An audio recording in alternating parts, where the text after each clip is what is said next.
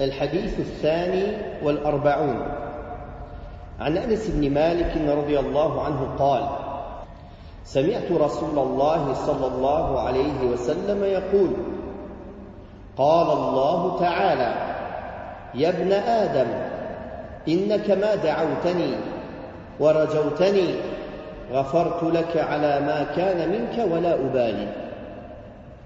يا ابن آدم لو بلغت ذنوبك عنان السماء ثم استغفرتني غفرت لك. يا ابن آدم إنك لو أتيتني بقراب الأرض خطايا ثم لقيتني لا تشرك بي شيئا لأتيتك بقرابها مغفرة. رواه الترمذي وقال حديث حسن صحيح. Le 42e hadith et le dernier hadith de ce recueil, c'est le hadith de Anas ibn Malik radiyallahu anhu. Il rapporte avoir entendu le messager d'Allah sallallahu alayhi wa sallam dire: Allah le Très-Haut dit: ô fils d'Adam, tant que tu m'invoques et que tu espères en moi, je t'absoudrai malgré ce qui s'est produit de toi et je ne m'en soucierai guère. Ô fils d'Adam, si tes péchés ont atteint les nuages du ciel et que tu me demandes de t'absoudre, je t'absoudrai et je ne m'en soucierai guère. Ô fils d'Adam, si tu te présentes à moi avec la contenance de la terre comme péché et que tu me rencontres sans rien m'associer, sans ne rien m'associer, je t'apporterai sa contenance comme absolution. Ce hadith qui est rapporté par l'imam al-Tirmidhi, il y a certaines critiques à donner dans sa chaîne de transmission, mais quand on réunit les différentes chaînes de transmission de ce hadith et d'autres hadiths qui lui ressemblent, qui viennent le renforcer, on pourra dire que ce hadith fait partie des hadiths acceptables. On pourra dire que ce hadith fait partie des hadiths acceptables et bons. On voit ici que le prophète sallallahu alayhi wa sallam dit qu'Allah ta'ala a dit, c'est-à-dire c'est un hadith divin. Un hadith divin. Taïb. On a déjà parlé des hadiths divins, mais on n'a jamais expliqué c'était quoi un hadith divin, qu'est-ce qu'un hadith divin et quelle est sa différence avec le Coran et quelle est sa différence avec les paroles du prophète sallallahu alayhi wa sallam. Un hadith divin, quand il est authentique, c'est la parole d'Allah, comme le Coran, que ce soit dans le sens ou dans les mots utilisés. Ça c'est un. Par contre, il n'est pas autorisé de réciter le hadith divin dans la prière. On doit réciter que le Coran. Aussi, Allah a mis au défi les gens de reproduire ne serait-ce que 10 versets ou un verset comme le Coran, ce qu'il n'a pas fait avec le hadith divin. La mise au défi, elle a été faite avec le Coran et non pas avec le hadith divin. Et il y a d'autres différences. Par exemple, le Coran, ça a été rapporté bit-tawatur, selon un grand nombre, selon un grand nombre, selon un grand nombre, dans toutes les chaînes de transmission. Alors que le hadith divin, on l'étudie comme on étudie le hadith prophétique. On regarde lequel d'entre eux est authentique et lequel n'est pas authentique. Parfois, il peut être transmis par une seule chaîne de transmission, par 2, par 3. Comme parfois, il peut être transmis par un grand nombre de chaînes de transmission, comme le Coran. Voilà quelques différences entre le Coran et le hadith divin. Et souvent, les hadiths divins, il n'y a pas de règles religieuses dedans. Ce sont souvent des rappels, des maw'idha, des exhortations. Souvent, les hadiths divins viennent dans ce sens-là, dans des exhortations, des rappels. Et celui-ci fait partie de cela. Dans ce hadith divin, Allah Ta'ala donne 3 causes parmi les causes pour atteindre l'absolution et le pardon d'Allah. 3 causes parmi les causes pour atteindre l'absolution et le pardon d'Allah subhanahu wa ta'ala. La première des causes, l'invocation liée avec l'espoir.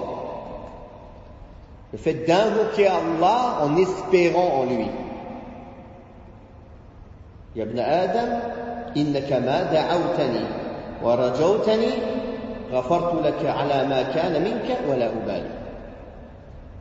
Donc l'invocation d'Allah seul,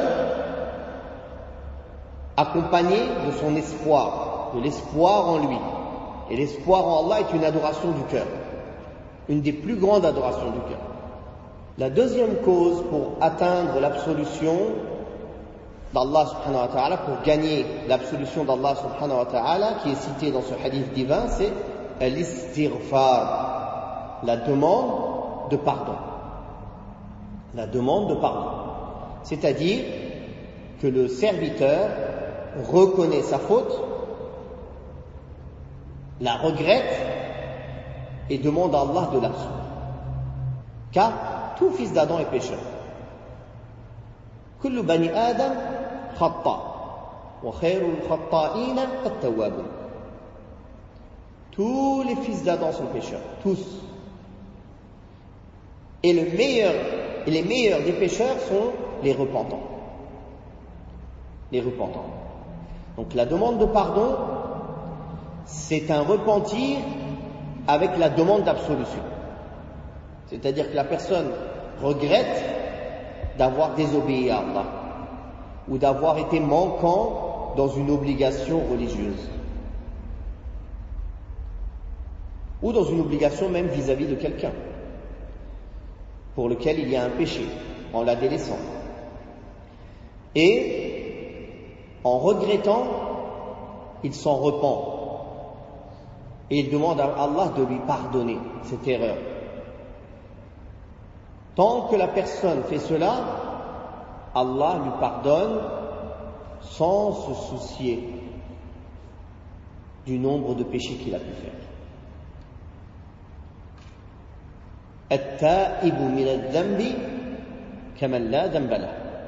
التائب من الذنب كمن لا ذنب له. Le prophète sallallahu alayhi wa sallam a dit dans le hadith Hassan rapporté par Ibn Majah, celui qui s'est repenti d'un péché est comme celui qui n'en a pas commis. Alhamdulillah. Ça c'est la grâce d'Allah subhanahu wa ta'ala sur l'être humain. Et la troisième cause, qui est la plus éminente des causes, elle a été retardée alors qu'elle mériterait d'être avancée. Mais elle a été retardée pour attirer l'attention des gens, pour qu'elle reste la dernière chose du hadith sur laquelle la personne se concentre, vu son importance et sa grandeur. Et non pas retardée car elle mérite d'être retardée, elle mérite d'être citée en premier. Mais parfois, comme vous savez, quand on cite des points à une personne, il a tendance à retenir le dernier point plus que les premiers points, n'est-ce pas? Parce que c'est plus proche dans le temps. Donc cette dernière cause, c'est le tawhid, l'unicité, le fait d'attribuer l'unicité à Allah. C'est ça le tawhid, le fait d'attribuer l'unicité à Allah par la parole, par les actes, par le cœur, qu'on n'adore que Allah subhanahu wa ta'ala, qu'on espère en lui, qu'on ne craigne que lui, qu'on n'invoque que lui, qu'on se prosterne que devant lui, qu'on s'incline que devant lui, etc. At-tawhid. Car Allah subhanahu wa ta'ala, dans ce hadith, dit que si la personne vient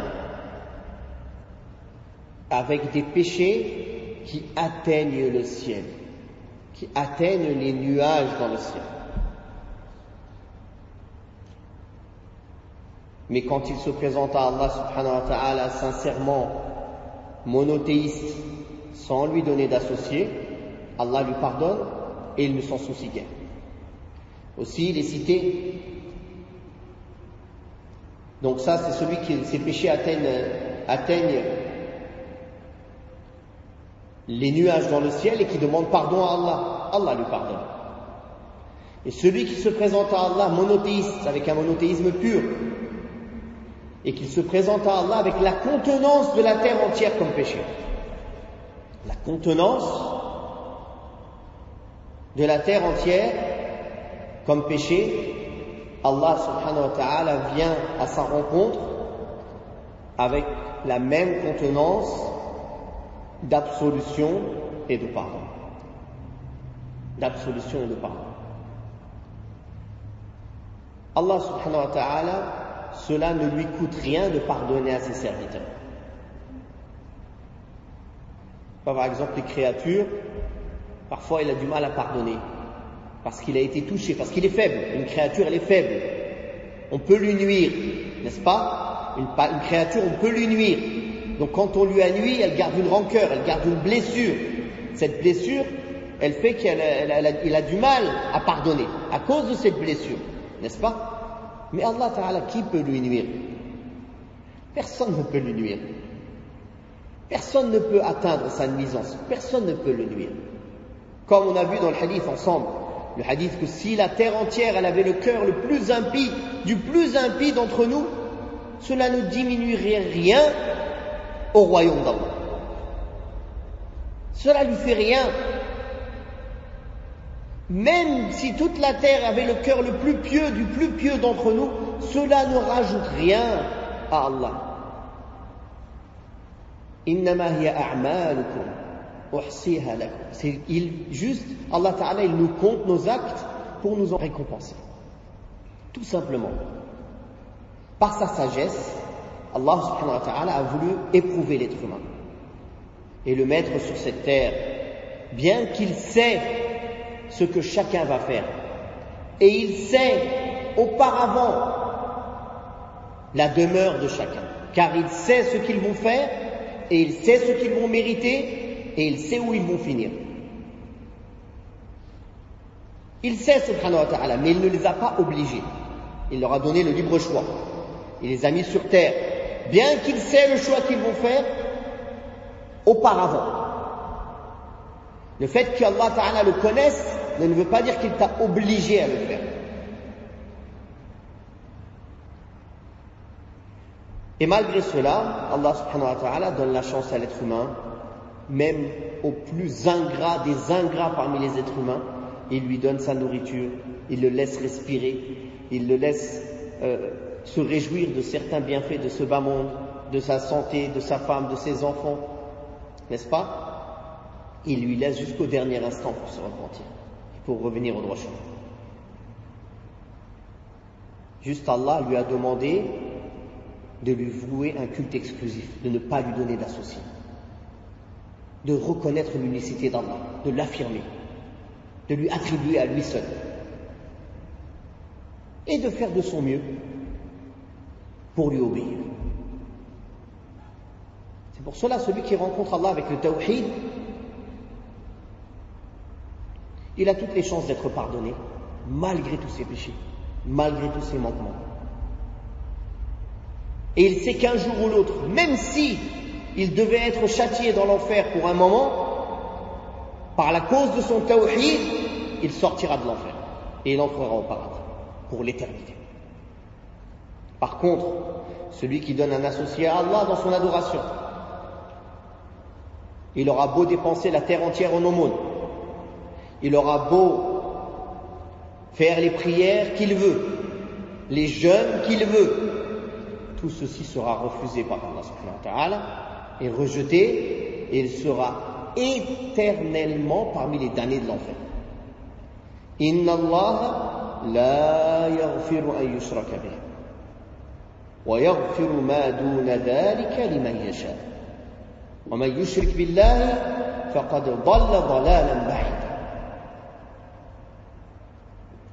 Le shirk, c'est le plus grand danger. Il est la cause d'annuler tous les actes. Il est la cause d'être privé à jamais du paradis. وَمَن يُشْرِكْ بِاللَّهِ فَقَدْ حَرَّمَ اللَّهُ عَلَيْهِ الْجَنَّةَ وَمَأْوَاهُ النَّارُ وَمَا لِلظَّالِمِينَ مِنْ أَنصَارٍ. ça. Et il est la cause d'être privé et interdit du pardon d'Allah le jour du jugement dernier. Comme on a récité le verset, Inna Allah la yaghfiru an yushraka bih wa yaghfiru ma duna dhalika liman yasha. Allah Ta'ala a dit au prophète sallallahu alayhi wa sallam, au prophète d'Allah, Khalilullah, le plus aimé d'Allah, il lui a dit, wa laqad uhiya ilayk ya Muhammad wa ila alladhina min qablik min al-anbiya wa ar-rusul la in ashrakta la yahbatanna 'amaluk wa la takunanna min al-khasirin. Oh Muhammad, il t'a été révélé à toi, ainsi qu'aux messagers avant toi. Si tu venais à donner quelque associé à Allah, tes actes seraient vains, nuls, et tu ferais partie des perdants.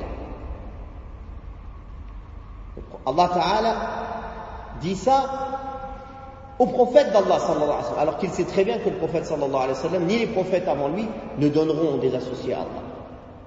C'est pour montrer la gravité du shirk, qu'elle ne peut sauver personne.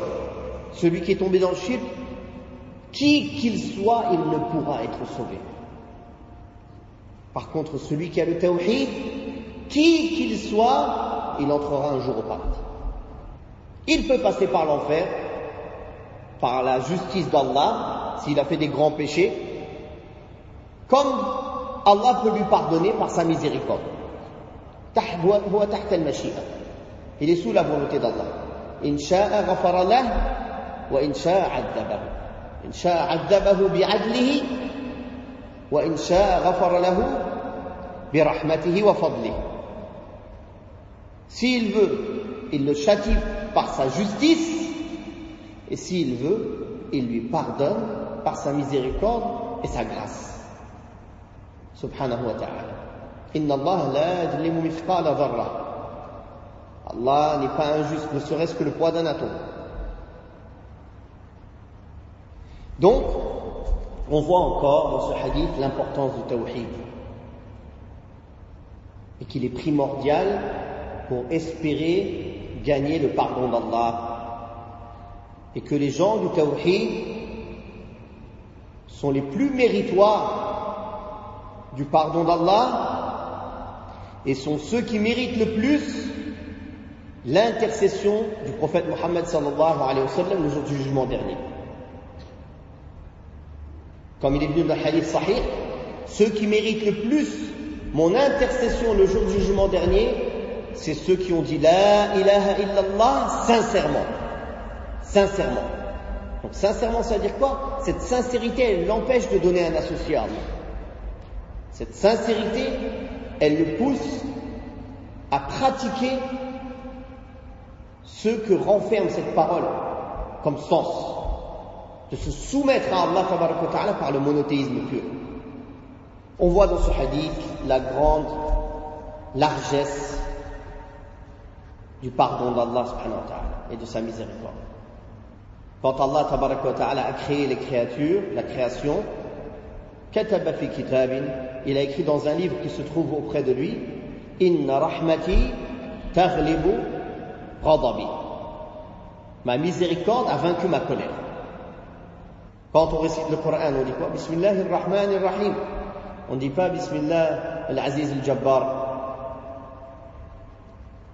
Allah subhanahu wa ta'ala nous rappelle qu'il est le miséricordieux, le tout clément, et que sa miséricorde a vaincu sa colère, et que sa miséricorde englobe toutes choses. Subhanahu wa ta'ala.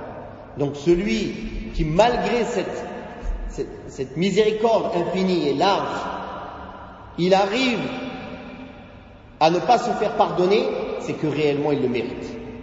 C'est que réellement il ne mérite rien d'autre à part l'enfer.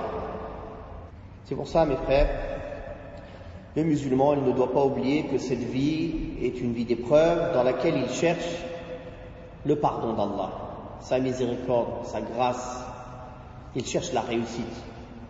La vraie réussite, c'est de gagner le pardon d'Allah, de gagner son agrément. Car tout ce que tu peux amasser dans ce bas monde, tu vas le laisser derrière toi. Tout ce que tu peux amasser dans ce bas monde, s'il ne t'a pas aidé à obéir à Allah, il ne te sera utile en rien. Tu vas le laisser derrière toi. que ce soit des biens, que ce soit des femmes, que ce soit des enfants, que ce soit des montures, peu importe. Toutes ces choses, elles ont été une cause de te rapprocher d'Allah, tu as gagné. Elles ont été une cause de t'éloigner d'Allah subhanahu wa ta'ala, tu as perdu. وَجَعَلْنَا بَعْضَكُمْ لِبَعْضٍ فِتْنَةً أَتَصْبِرُونَ. Nous avons fait les uns des autres des tentations, allez-vous patienter. صلى الله أن يوفقنا وإياكم لما يحب ويرضاه والله تعالى أعلى وأعلم وصلى الله على محمد وعلى آله وصحبه وسلم.